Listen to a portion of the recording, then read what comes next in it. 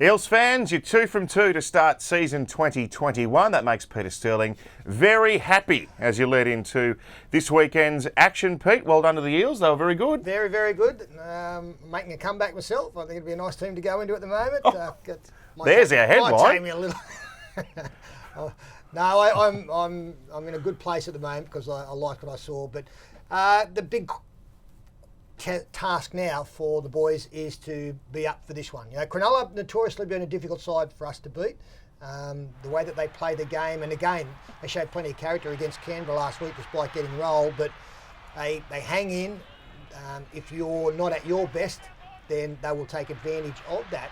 So after a great performance, I thought, against Melbourne, now the good sides back that up with an intense performance. That's what I'm looking for, intensity this weekend, because we saw plenty of it over 80 minutes against Melbourne. When you think back about your tussles with Cronulla over your career, what do you think about it? Never liked them. And I hated going to what was Endeavour Field back then, which has been Caltex and Ronson and all of those. But what sort of a team were they?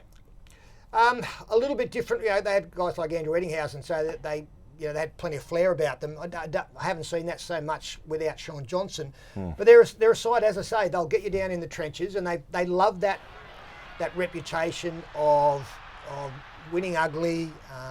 You talk to Paul Gallen, they were hard-nosed, and that's what they like to be.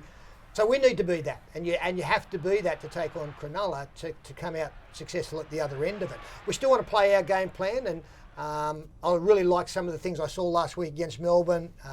Dylan and Mitchell pushing up on breaks. Reid Marnie out of dummy half needs to be followed now. Junior Paulo, every time he turns, someone's got to be there pushing up. So, we really need to concentrate on our game, but it will come down to attitude, as it always does.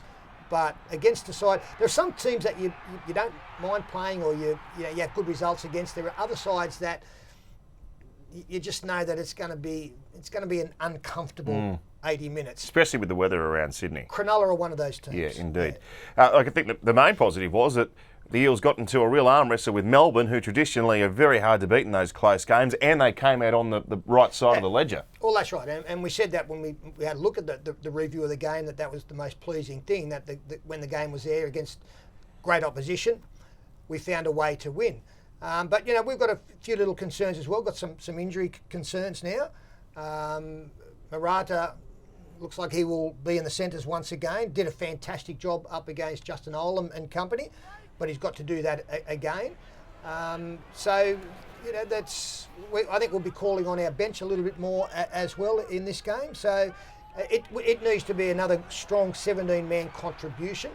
But again, I come back to the attitude of when you have such a high, and that's what it was, a win against Melbourne, you've got to, put that aside after a day or two, take the great stuff from it, find what negatives there were, work on those, and then come up with a similar performance or a better performance in your attitude and the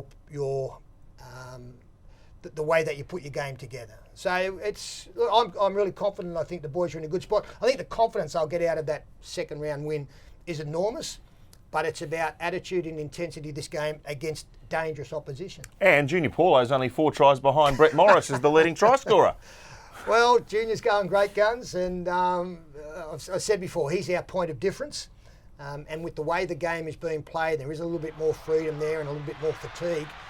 He's got a big motor, but he's just got that skill level that we would be crazy not to take advantage of. And I think we're starting to learn more about Junior's game in regards to where the best place is to be from him. The second phase play that he generates, it's difficult to combat, because what Junior does, he'll attract 3 defenders out of the line.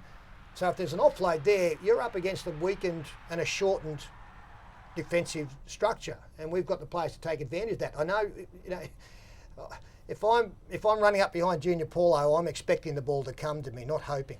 I'd rather be running up behind him than in front of him, Pete. Well, you mightn't get to see much running up behind him as well, but what you are getting to see is good stuff generally. All right, 2 from 2 Parramatta. Chance to make it 3 from 3 against the Sharks this weekend. Good luck.